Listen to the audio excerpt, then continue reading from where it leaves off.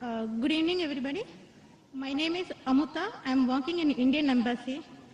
So I have a lot of questions, but for time being, I'm saying little bit questions. So in Islam, why there is no caste system? Yes, sister. Okay, my second question. Sister, ask the first question. After I reply, then you can ask the second question. Okay, fine. Give me the answer. Sister asked the question, why in Islam there's no caste system? Because in Islam we believe that all the human beings are equal, unlike in Hinduism.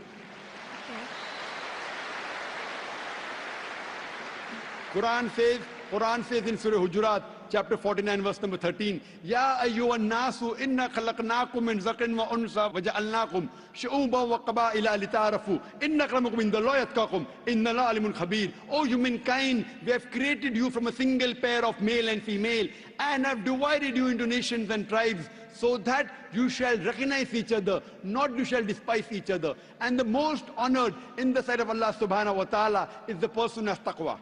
The criteria for judgment in the sight of Almighty God for a human being to be superior to the other human being, it's not sex, it's not caste, it's not color, it's not wealth, it's not age, but it is taqwa, it is God consciousness, it is piety, it is righteousness. The only way one human being can be superior to the other human being, it's not by wealth, it's not by age, it's not by sex, but it is by piety, it is by God consciousness, it's by righteousness. Unlike Hinduism, when we read the Vedas, it's mentioned that Almighty God, He created the Brahmin class, the learned class from the head. That's the first caste. Then He created the warrior class, the Kshatriyas, from the chest. Then from his stomach and thighs, He created the business community, the Vaishyas. And from the feet, He created the Shudras, that's the untouchables, that's the lower caste. So this is what is mentioned in the Vedas. In Islam, we believe that all the human beings are equal. We don't believe that one human being is superior to the other human being because of birth, because of profession, because of wealth, because of color, because of caste. So Islam is a universal religion.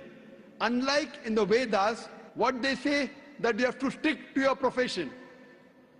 Because, it was mainly controlled by the Brahmins, which is again, small percentage, minute percentage. And they say that if you're born as a Shudra, you remain a Shudra, you serve the Brahmin, next life maybe you may become a better person.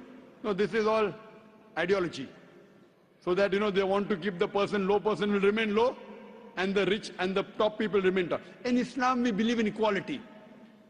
And Islam is a religion for all the human beings. That is the reason Islam is against caste system. Hope that answers the question, sister. Okay, sir, I have one more doubt. So why you are saying the Muslim is Sayyid Muslim or Sunni Muslim or Shia? So what is that? Sister said that why am I saying Sayyid Muslim and Shia Muslim Sunni? I never said Sayyid Muslim, Shia. Muslim is the one who submits his will to Almighty God. In Islam, there is no sect. Allah says in the Quran in Surah Al-Imran chapter 3 verse number 103, وَاتَصِمُوا بِحَبْلِ اللَّهِ جَمِيعًا وَلَا تَفَرَّقُوا. Hold to the rope of Allah strongly and be not divided. There is no Sayyid Muslim and Sunni or this. Yes, the family. Fine, you may belong to a family. You may belong to a Sheikh family. You may belong to Sayyid family. To know your roots, that does not mean a person is superior. A Khan is superior to a Sheikh or a Sayyid. No. It is belonging to your roots. Like how you may come from some family so that you have come from particular land or particular area. If you have come from Konkan region. So this is family background. It doesn't mean one person is superior to the other. The only way one human being can be superior to the other human being is by piety, is by righteousness, is by God consciousness. Hope that answers the question, sister. Okay, second question. Why in Islam marriages no horoscope is seen? Sister asked the question that why in Islam during marriages no horoscope is seen. Because, sister, we don't believe in horoscope. Why there is no date of birth? Based on the date of birth, you are not seeing any horoscope? Yes, sister, I'll come to it. I will tell you what Hinduism says, because I studied Hinduism. In Hinduism, they believe in horoscope. Kundali. You know Kundali?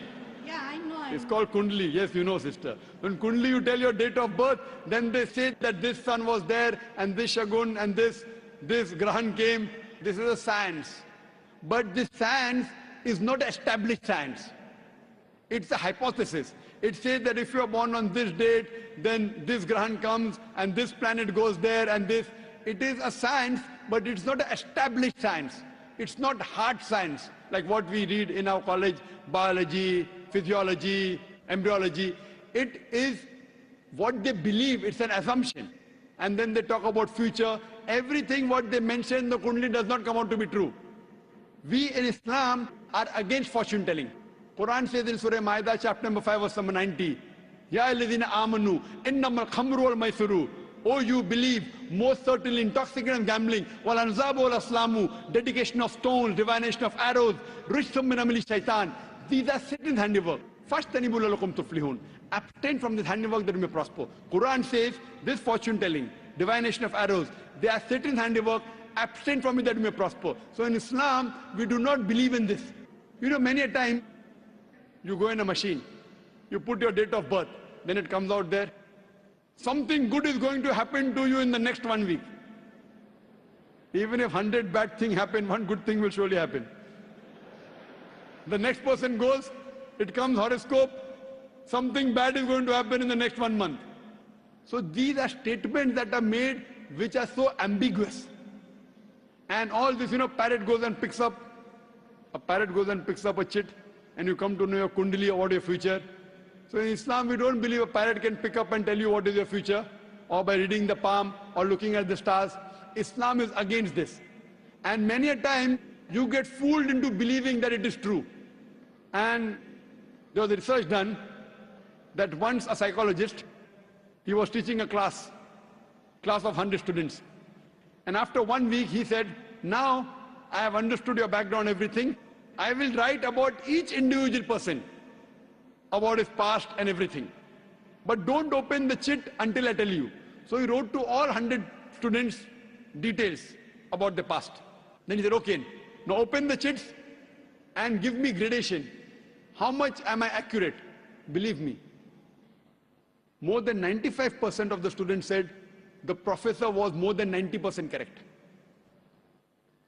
The secret was the professor wrote the same thing for everyone. These are such ambiguous statements. What we have to realize is that Islam is against fortune telling, against knowing about the future. That's the reason there's no kundli required. If the kundli was there, yet we find that so many marriages are being broken in Hinduism. Why? What we believe that we have to choose our life partner. And our beloved Prophet Muhammad Sallallahu Alaihi Wasallam said, it's mentioned in Sahih Hadith, that whenever you choose your life partner, you look for 4 things. Beauty, wealth, nobility, and virtue. The best is virtue. The best to choose from a life partner is a virtuous life partner, not kundali. Whether born in October, September doesn't make a difference. The virtue should match. That's the reason a woman in Islam, sister, is called as a muhsana. Muhsana in Arabic means a fortress against the devil. In other religions, including Hinduism, the woman is referred as an instrument of a devil. In Quran, the woman is referred as a muhsana.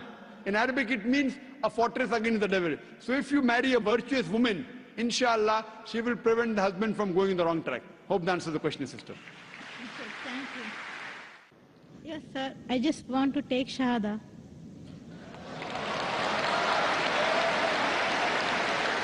MashaAllah. The sister who asked the question earlier, and I believe you're a Hindu sister? Yeah, I'm Hindu. Yes, the sister who had the earlier question, MashaAllah, Allah gave her hidayat and she wants to accept Islam. I want to ask you, sister, do you believe there is one God? Yeah, I believe in Do you God. believe that Almighty God has got no images? Yes, sir, I believe. Yes, and you believe that there's no one to worship besides Allah? Yeah, I believe Allah is the Do great. you believe Prophet Muhammad is the last and final messenger of this God?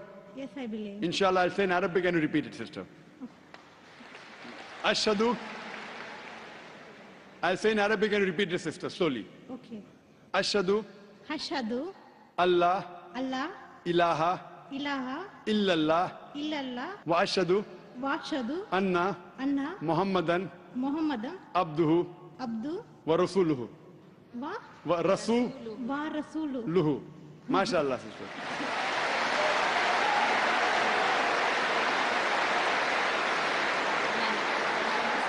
Sister, I'll just say the translation. I'll just mention the translation, sister. You just repeated the translation, which will be much more easier. I bear witness I bear witness I bear witness that that there is no God there is no God but Allah, but Allah, and Prophet Muhammad and Prophet Muhammad is is the messenger the messenger and servant of Almighty God.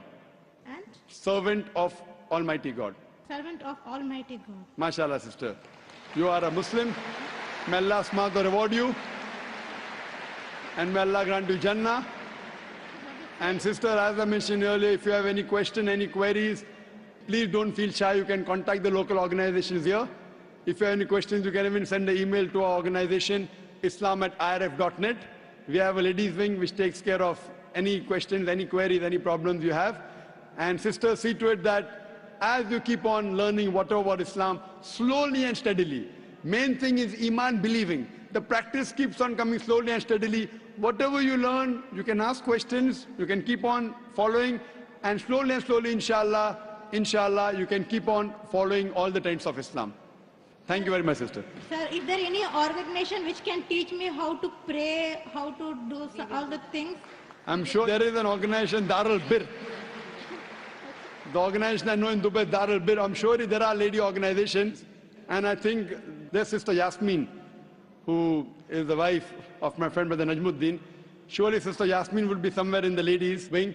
They have a ladies organization. You can contact the volunteer, and inshallah they'll help you out in teaching you how to pray, how to offer salah, and the other aspects of Islam. Thank you, sister.